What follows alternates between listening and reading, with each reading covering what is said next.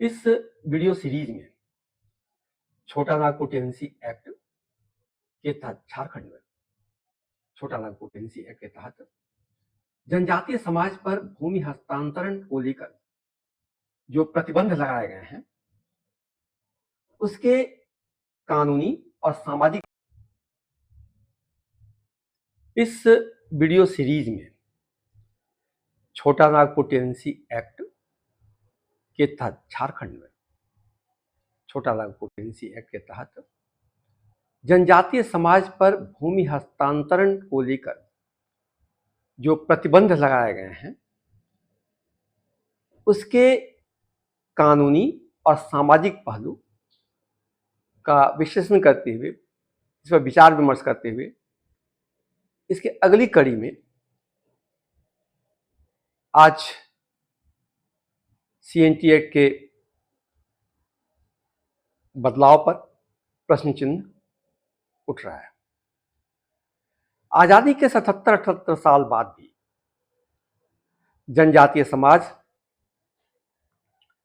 CNT act के बंधन में क्यों? क्या समय आ गया है सीएनटी एक्ट को बदलने का? स्वतंत्रता के बाद की स्थिति क्या हुई? हम क्यों कह रहे हैं कि जनजातीय समाज के संपूर्ण विकास के लिए, उन्हें मुख्य धारा के साथ रखने के लिए और उनकी संवैधानिक स्वतंत्रता के लिए उन्हें छोटा नागपुर टेनेंसी एक्ट के प्रतिबंधों से मुक्त किया जाना चाहिए। उन्हें चक्रव्यूह से निकालकर संपूर्ण संवैधानिक अधिकार दिया जाना चाहिए। एक कानून का समर्थन कर उन्हें प्रतिबंधित रखना उचित है क्या? आदिवासी का अर्थ क्या है? आदि का अर्थ है प्रारंभ, वासी का अर्थ है रहने वाले, अर्थात वैसे समाज जो प्रारंभ से ही वास करते आ रहे हैं, ऐसे समाज को कहते हैं आदिवासी। तो क्या उनकी जो स्थिति प्रारंभ में थी वही आज भी रहे, यह विचारधारा उचित प्रतीत होती है क्या? सभी चाहते हैं कि उनकी अगली पीढ़ी उन्नति करे, अच्छा जीवन व्यतीत करे। तो क्या जनजातीय समाज को यह अधिकार से रोकना उचित है? आज भी इस कानून को राजनीति का विषय बनाकर जनजातीय समाज को विकास से दूर रखा जा रहा है। जो ये मानते हैं कि छोटा नागपुर टेनेंसी एक्ट जनजातीय समाज को सुरक्षा प्रदान करती है, उन्हें मैं ये कहना चाहता हूं कि आज तक यह कानून उन समुदाय को क्या दे गया, इसका मूल्यांकन अवश्य करें। स्वतंत्रता के बाद एक नई व्यूह रचना हुई। बिहार वन अधिनियम 1948 के तहत खूट कट्टी भूमि को निजी संरक्षित वन में बदल दिया गया, जिससे मुंडा समुदाय को उनके वनों पर स्वामित्व और प्रतिबंध के अधिकारों से वंचित कर दिया गया। कई गांवों की भूमि को राज्य वन विभाग के अधीन कर दिया गया, जिसका प्रबंधन अभी भी वन विभाग के पास ही रहा। हालांकि भारत सरकार आदिवासी समुदाय के विकास के लिए भी कई कार्य किए हैं।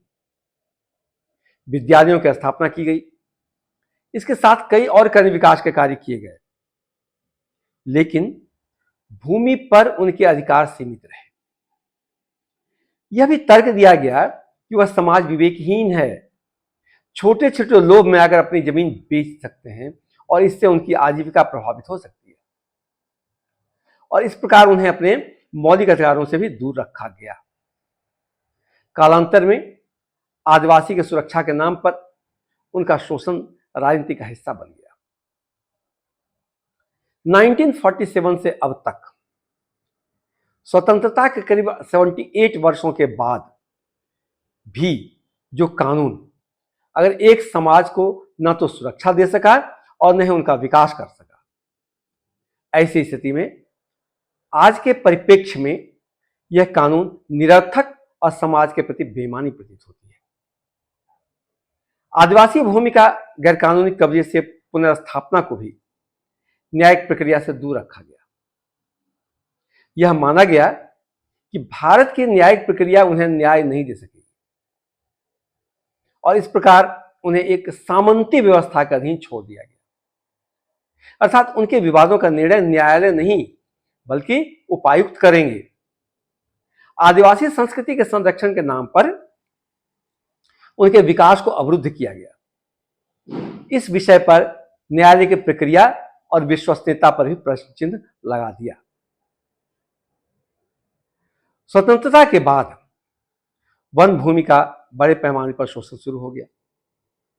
वन विभाग के अधिकारियों की मिलीभगत से मूल निवासियों को उनके वनों से धीरे धीरे अलग कर दिया गया। खुटकट्टी गांव, विशेष रूप से रांची और पश्चिमी सिंहभूम क्षेत्रों में स्थानीय समुदाय ने वनों पर अपने अधिकारों की पुनर्स्थापना के लिए आंदोलन शुरू किए। यह सब इसलिए होता रहा क्योंकि उनके अधिकारों को कानूनी जंजीर पहना दी गई थी। उनके अधिकार सीमित रखे गए। वे भूमि के स्वामित्व होते हुए भी उन अधिकारों से वंचित रह गए जो अन्य किसी नागरिक को प्राप्त है। 1969 में Bihar scheduled area regulation act लागू किया गया ताकि आदिवासी भूमि के अवैध हस्तांतरण को और मजबूत तरीके से रोका जा सके। स्पेशल एरिया रेगुलेशन कोर्ट की स्थापना की गई और डिप्टी कमिश्नर को आदिवासी भूमि की बिक्री और हस्तांतरण के लिए विशेष और बृहत अधिकार दिए गए। यहां तक कि न्यायालय के निर्णय को भी इग्नोर करने का अधिकार दे दिया गया। Bihar scheduled area regulation act के अनुसार उस समय के बिहार में कुछ क्षेत्र को शेड्यूल्ड एरिया घोषित किए गए। इस क्षेत्र के लिए विशेष प्रावधान दिया गया। आजादी के बाद आदिवासियों के वन भूमि पर स्वाभाविक और निर्बाध अधिकार को चुनौती दी जाने लगी। देश के आर्थिक विकास और आधुनिकीकरण की जरूरतों के कारण आदिवासियों के पारंपरिक जीवन और वन भूमि के संरक्षण के बीच संघर्ष पैदा हुआ। वर्ष 2000 में यह क्षेत्र बिहार से अलग होकर झारखंड का एक भाग बन गया। झारखंड को एक ऐसा विकास मॉडल चाहिए था जो आदिवासी समुदाय के हितों की प्राथमिकता को देखे और उनकी प्राथमिकता को ध्यान में रखते हुए उनकी आधुनिकता के द्वार भी खोल सके। उन्हें प्रतिबंधों से मुक्त कर विकास हेतु राह प्रशस्त किया जा सके। उन्हें अपनी भूमि को बेचने की स्वतंत्रता दे सके और ऐसी व्यवस्था दे सके जो उन्हें मुफ्त और समुचित शिक्षा, चिकित्सा, सम्मान, अन्य नागरिकों के तहत अधिकार और विकास हेतु प्रतिबद्धता दे सके। लेकिन अफसोस की ये सभी राजनीतिक की भेंट चढ़ गई और आज भी इन उपायों को लागू करना और आदिवासी समुदायों के विकास को सुनिश्चित करना एक चुनौतीपूर्ण कार्य है। छोटा नागपुर टेनेंसी एक्ट के प्रतिबंधों के कारण वे स्वतंत्र रूप से अपनी भूमि उचित कीमत पर नहीं बेच पा रहे हैं और इस कारण वे अपने बच्चों के लिए समुचित शिक्षा, चिकित्सा की व्यवस्था नहीं कर पा रहे क्योंकि वो गरीब तबके से हैं। भूमि तो है पर भूमि होने के बाद भी उनके पास आर्थिक तंगी बनी हुई है। ये सभी अधिकार सामान्य नागरिक को प्राप्त है। चिकित्सा का अधिकार, शिक्षा का अधिकार सभी सामान्य नागरिक को प्राप्त है, लेकिन चूंकि उनके पास आर्थिक संसाधन है तो आर्थिक संसाधन होने के कारण अन्य लोग अपनी आवश्यकता की पूर्ति, बच्चों के शिक्षा की समस्या, चिकित्सा की समस्या का समाधान कर पाते हैं। परंतु चूंकि आदिवासी समाज जंगलों में रहता आया और उनके पास समुचित संसाधन नहीं हुआ, भूमि है, वो भूमि को बेचकर अपनी उन आवश्यकताओं को पूर्ति कर सकते थे लेकिन नहीं कर सकते। इस विचार विमर्श के साथ बने रहिए। बने रहने के लिए सब्सक्राइब करें, वीडियो को शेयर करते रहें ताकि अधिक से अधिक लोग इस विचार विमर्श में शामिल हो सकें। इसी विषय को आगे बढ़ाते हुए फिर मिलते हैं अगली वीडियो में। धन्यवाद।